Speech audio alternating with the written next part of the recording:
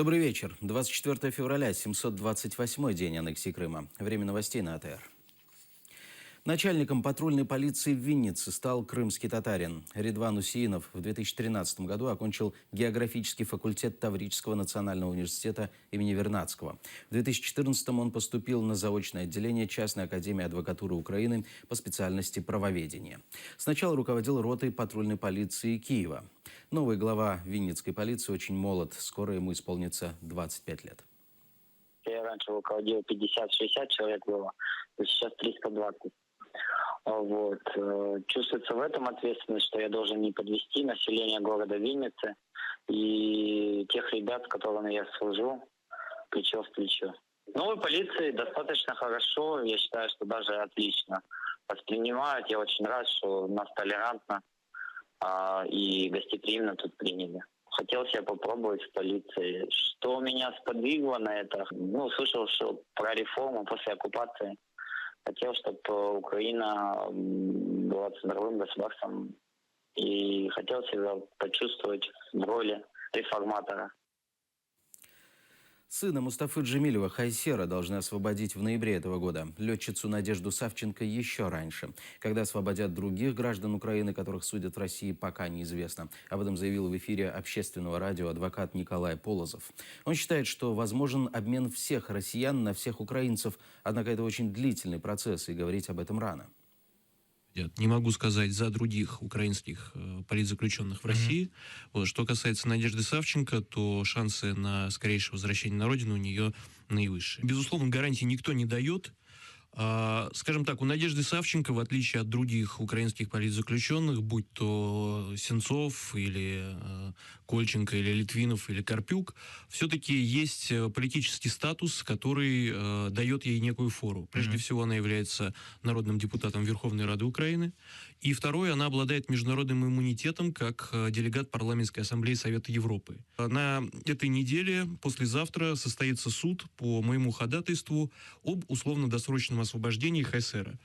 Результат суда я могу спрогнозировать заранее, его не отпустят. Это надо понимать.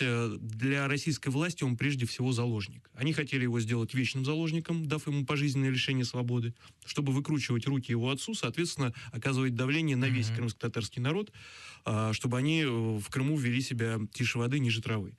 Но у них это не получилось. Хайсер должен выйти на свободу в ноябре этого года. То есть даже если он будет сидеть от звонка до звонка, в ноябре его в любом случае должны выпустить.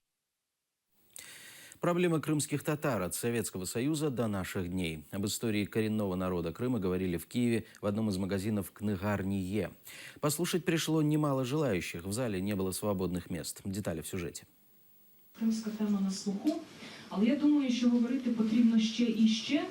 Зараз знову є приводи для цього. Кожного дня, наприкінці лютого, до середини, навіть до кінця березня, ми маємо річниці дуже важливих кримських подій. И крымская тема не перестає бути актуальной.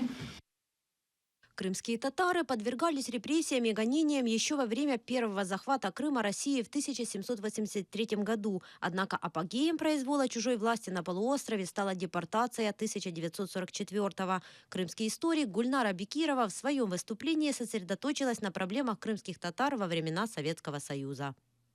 Ведь если бы крымские татары были возвращены на родину в 1956-1957 годах, как это случилось с другими депортированными народами, я уверена на 100%. Во-первых, они бы уже благополучно интегрировались в украинскую реальность, потому что в 1954 году, как известно, Крым перешел в состав Украины. Это было вполне законно, это было логично, и в хозяйственном отношении Крым действительно нуждался в Украине. Говорили и об украинском Крыме. По мнению экспертов, с 1991 по 2013 власти Украины на Крым и крымских татар обращали внимание только тогда, когда возникал конфликт.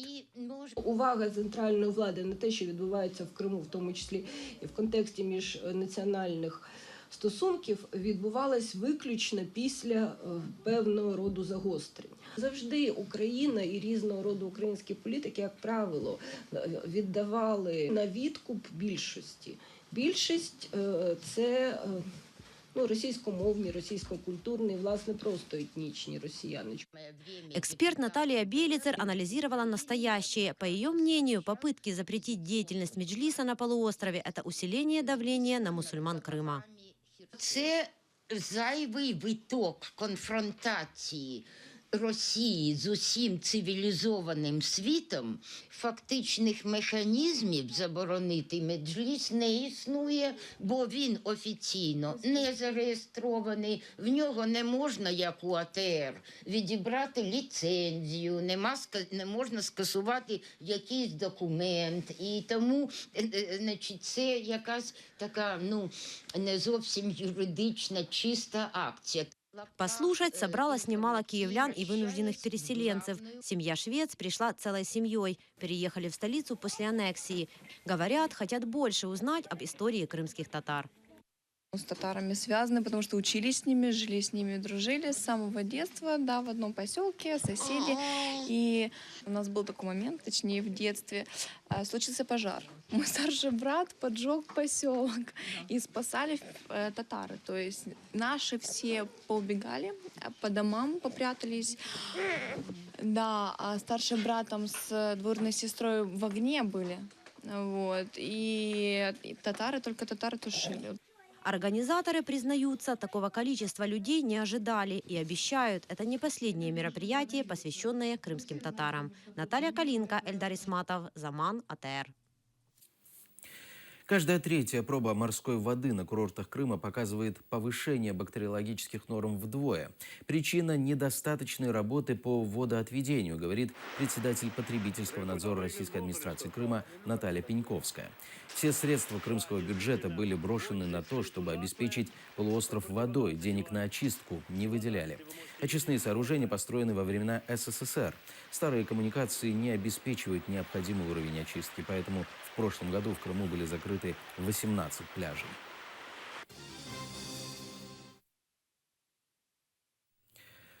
Украинский региональный телеканал показал сюжет с карты Украины без Крыма. Это произошло в эфире мелитопольского телеканала МТВ+. В связи с этим Министерство информационной политики Украины обратилось в редакцию телеканала. Его директор назвал это технической ошибкой и сказал, что сегодня в эфир выйдет программа с разъяснениями и исправленной картой.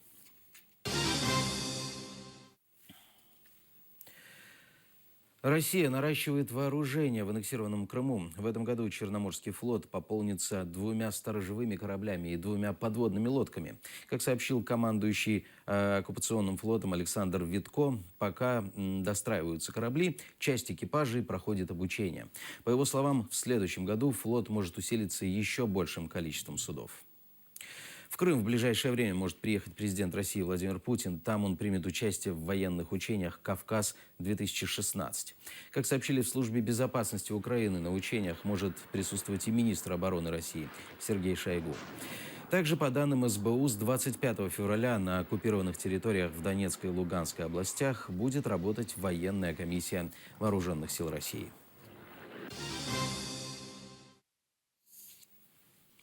В Санкт-Петербурге активистам пытались помешать провести вечер памяти жертв событий на Майдане начала 2014 года. Представители партии «Яблоко» хотели организовать показ фильма о событиях на Майдане. Однако неизвестные взломали замки в офисе партии.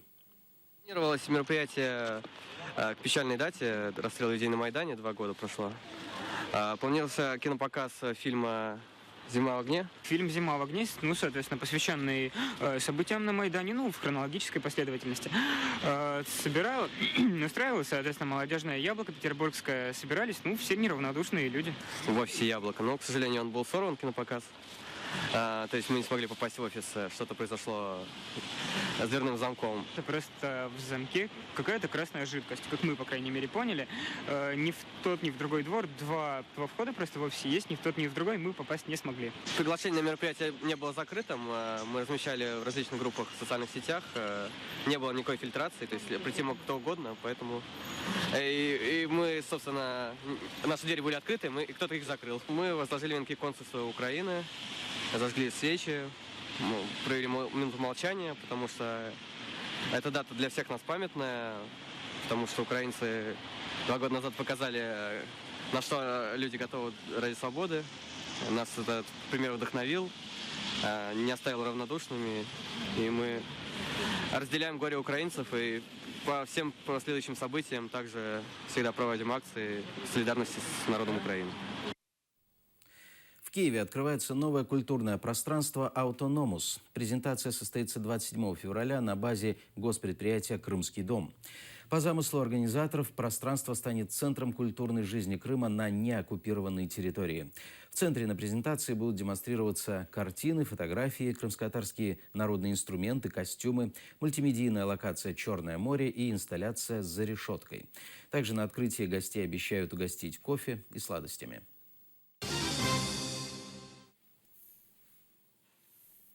Стойкие и храбрые – так оценили организаторы детского литературного конкурса и его участников. Конкурс, посвященный памяти Номана Челебиджихана, организовал в Симферополе Меджлис крымско-татарского народа. Однако не все маленькие крымчане смогли продемонстрировать свои таланты. Руководители школ запрещают ученикам участвовать в мероприятиях, организованных Меджлисом. Несмотря на трудности, конкурс все же состоялся и принес немало приятных впечатлений участникам и зрителям, отметили в жюри.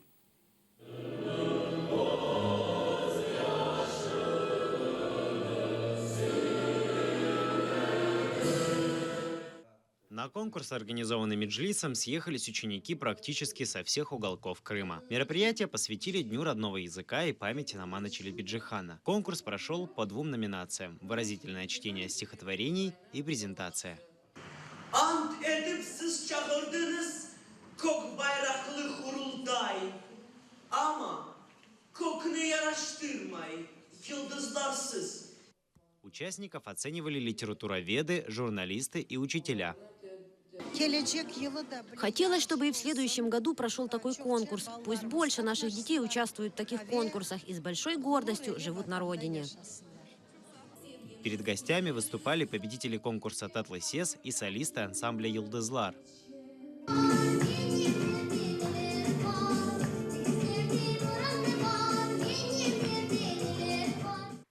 В номинации «Презентация» среди учащихся старших классов победила Алиме Минасова. Мерджан Дудакова стала лучшей среди чтецов в младшей группе. В старшей группе победа досталась Наджие Гасса. Я очень обрадовалась, мне очень понравился конкурс, потому что я люблю говорить на родном языке. В этом году я победила, несмотря на то, что очень волновалась. Мне очень понравился конкурс. Во-первых, я хочу выразить благодарность организаторам конкурса. Сегодняшнее мероприятие прошло на высоком уровне. Я очень готовилась, волновалась и одержала победу. Мы должны продолжить дело Номана Челебиджихана. Победители получили призы от организаторов, а в Меджлисе пообещали такие конкурсы проводить чаще. Джамала ушла в народ. В то время как разгораются страсти вокруг участия Джамалы на конкурсе Евровидения, украинская певица приобретает популярность за рубежом. Британский уличный музыкант Дэнни Маковой исполнил кавер-версию песни «1944» победительницы украинского отбора Евровидения 2016.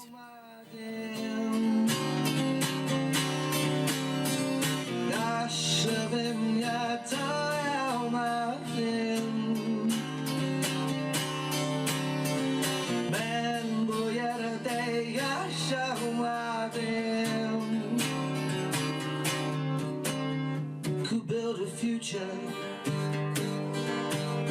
where people are free to live in love, happiest time, our time. На этом пока все. После замана смотрите «Крымский вопрос». В гостях у Айдера Муждабаева российский оппозиционер Константин Боровой. Оставайтесь с нами, будет интересно.